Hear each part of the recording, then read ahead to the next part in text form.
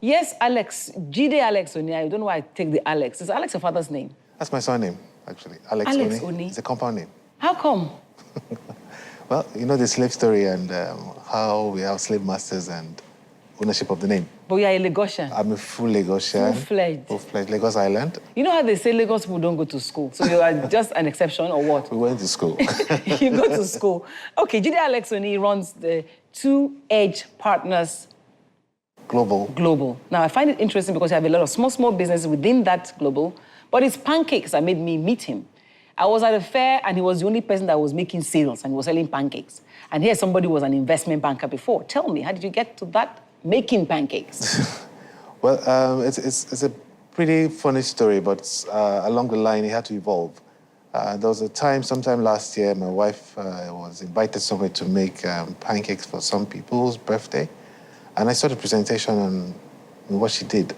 So I just questioned her and asked her, have you ever thought of commercializing this thing you do so well? And she goes... So the owner of the recipe is your wife? Yes, but we're one and the same.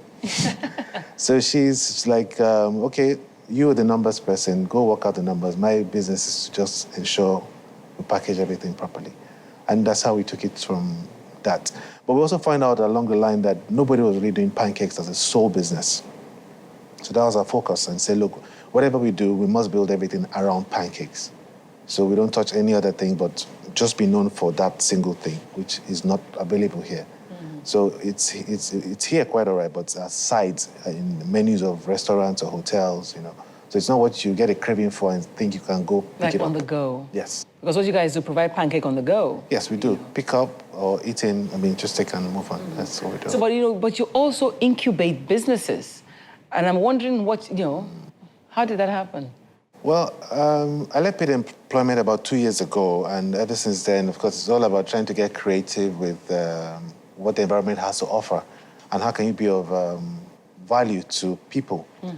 And because I'd played so long in the wholesale end, I realized that the retail is the real place to be, where you find most of people at the base of the pyramid are doing things on a daily basis to generate revenue. And then we created this thing called the Startup Aquarium, which basically looks at people or businesses at the base of the pyramid that have a startup requirement of between 10,000 to 100,000 naira startup. And what kind of business can you start with 10,000 naira? You can start up a fruit business, for example, fruit. Mm-hmm. You can even start up actually, I had a guest once who started with 1,000 naira. Yeah, you'll be amazed at the kind of things you can actually start off with very little amount or next to nothing. And we took that with many other entrepreneurs and discovered that over time we've been talking the talk but not walking the talk. So in walking the talk, when the opportunity came for us to set up the Pancake Hub initiative, then we could show our entrepreneurs that we're not just talking, but we're being practical in what we're teaching you and that we are also doing it.